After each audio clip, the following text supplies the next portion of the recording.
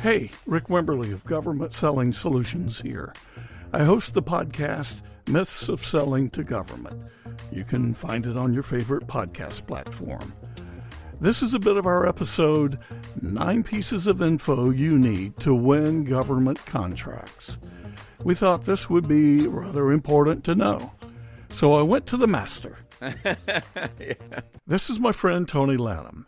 Tony and I worked together at a company where he was in charge of corporate sales and I was in charge of government sales. I learned a lot from Tony. He is now with a company called Axiom Sales Kinetics.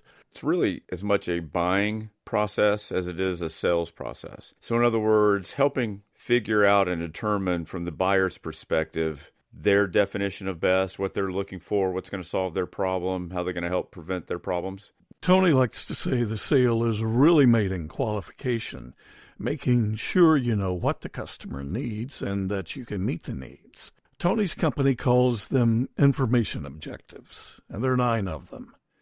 Number 1. What's the current state and what are they trying to get to? Number 2. Any commonalities, and these could be, of course, person-to-person commonalities, but it could be between your organization and the government that you're calling on. Number 3. Evaluators. Who are they? In government, you could have multiple decision makers, right, with multiple levels of influence. 4. You'd also want to know for each one of those evaluators their decision history. Have they evaluated these types of products and services before?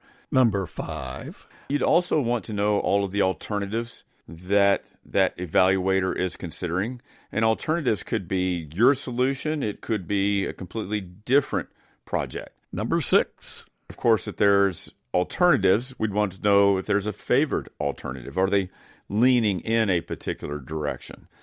Number 7. What are they doing today in terms of their current solution? So that'd be kind of broken up into 4 areas. What products do they have? Which companies are they getting it from? How are they being supported? What's their financial model for what they currently have look like? Number 8. Decision criteria. Decision criteria is pretty straightforward, right? It's the standards that those evaluators are going to look at to determine which solution is really best. And number 9. And then lastly would be decision stages. This would be where all the events and the time frames would take place, both from our buyer's perspective, but also for us. And it could be, is this an event-driven decision? Is it a non-event-driven decision?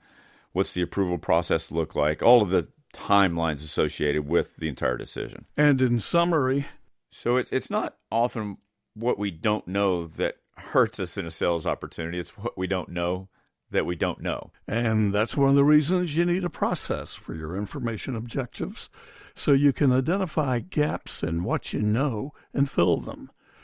For the full Myths of Selling Government episode with Tony Lannom of Axiom Sales Kinetics, go to your favorite podcast platform and look for episode 23, 9 Pieces of Info You Need to Win Government Contracts. And we've got all kinds of cool stuff there. We thank you. Let us know at rick@govselling.com if you have any questions or comments.